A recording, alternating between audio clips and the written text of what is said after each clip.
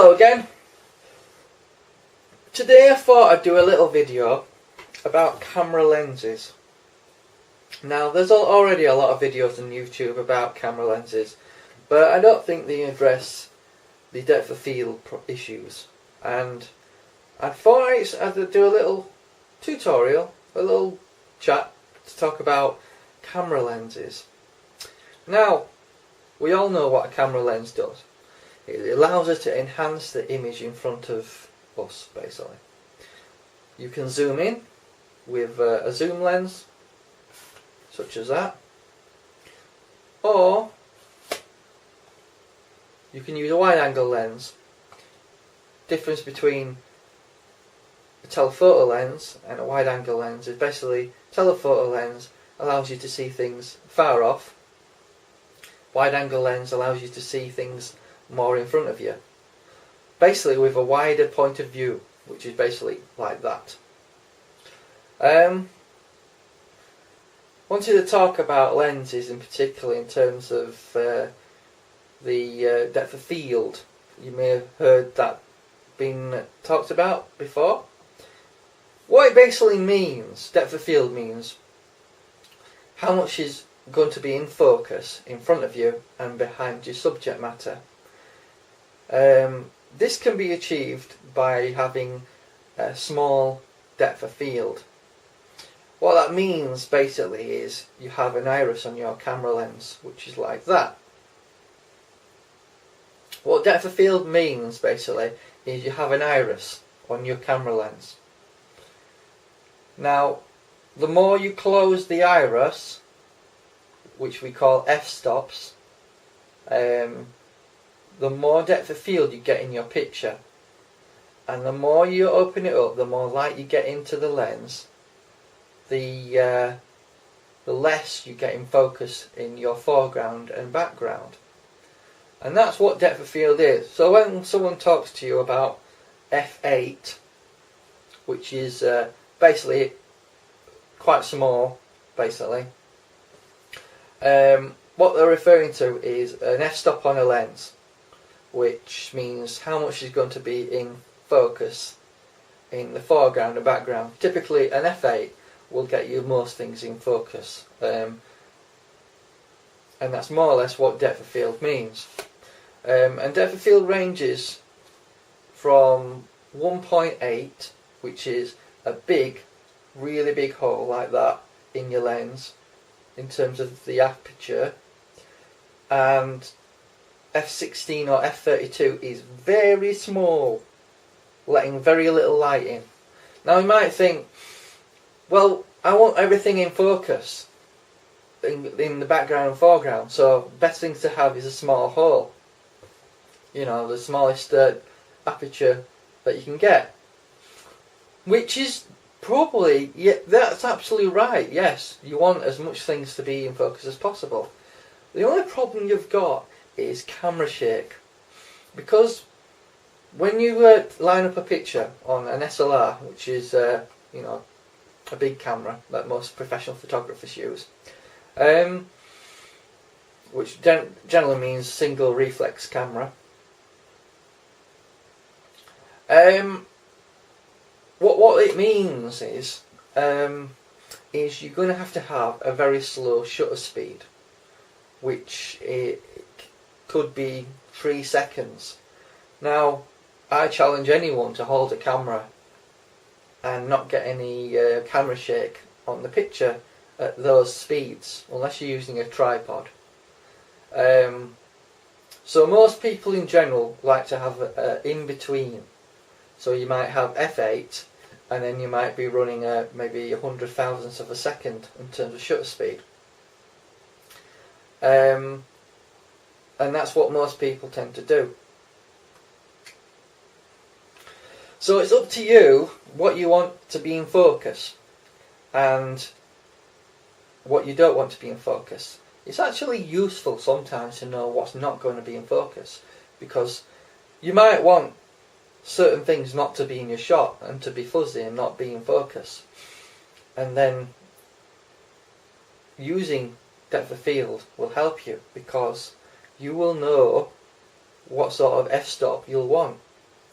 So, for example, if you were taking a picture of, I don't know, a friend, and there was someone nearby that you didn't want them to be in the shot, rather than them not being in the frame at all, you could use something like 5.6 stop point, where only maybe a few meters in front of your friend would be in focus, and everything in front of that point would be out of focus. So that's more or less how depth of field works and how you can use it to your advantage. You can get some really big lenses that have got apertures going all the way up to 2.8, 1.8. Those tend to be macro lenses. Basically, depth of field goes out the window when you use those lenses, because they're designed for wildlife or for close-up shots, and basically they try and get the image you've got in focus. When you see a photographer with a big lens, he might be a wildlife photographer.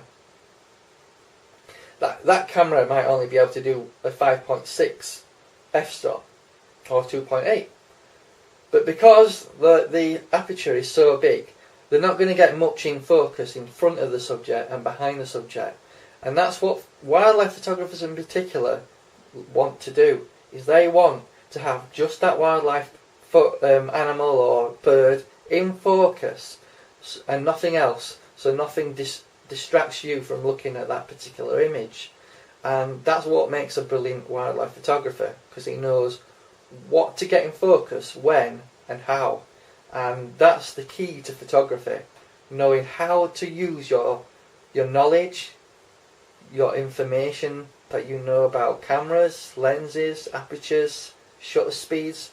All these things come into play when you take a picture. So whenever you're going to take a picture of something, think about how much depth of field you want to use. Do you want everything to be in focus? And if you want everything to be in focus and it's a bright day, you can probably get away with f16 and f8. However, if it's an overcast day and it's very dull and very dark, you're going to be struggling to get all those things in focus that you want to get in focus. Just remember, whenever you're taking a picture, shoot to your lighting conditions. Try your best, by all means, but don't always rely on your camera's automatic settings. Rule of thumb for me is, if it's dark, open your iris up, open your f-stop up a bit, and try and get a higher shutter speed. Some people can shoot at very low shutter speeds because they've practiced with the camera. So if you're a new person into photography and you want to do wildlife photography, practice holding a camera until your arm aches, and do it again and again and again. Eventually your muscles in your arms will strengthen and you will be able to hold the camera at lower shutter speeds than other people will. And that's the key. What you're trying to do is get a happy medium between shutter speed and what's in focus. That's called depth of field.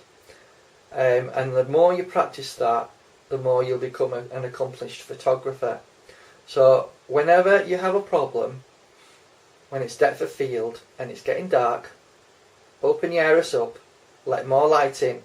Sometimes you may have to shoot at a slower shutter speed, but that's the art of photography, knowing what to do and when to do it.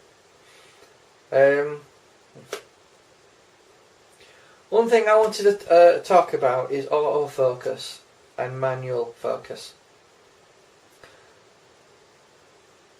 When it's the problem with autofocus is when it's dark, it struggles to focus on your subject, and if time is important to you, trust yourself. trust manual focus. Trust your knowledge. Trust your names. Experiment. Don't rely on autofocus. If it is important that you get something in focus and you need that picture, right, use manual focus all the time because you're in control. Personally, I always set my camera onto manual and I basically played around until I got my settings right. It's very important before you do take photographs to basically get a rough idea of what settings you can get away with in the available light. So take some practice shots before you start looking for things to photograph, and trust me, you'll do better. And not only that, settings. Try different exposure settings and try and experiment. It's always a good idea to get 10 pictures of the same subject matter with different exposures, just so you get that one picture that you can use. Photography is all about numbers. The more pictures you take, the better your chances are you'll get a good picture that you can use. And when I mean a good picture, I mean a picture you can use and sell to a magazine. That's what you're looking for as a wildlife photographer in particular. So remember these things and you'll do well.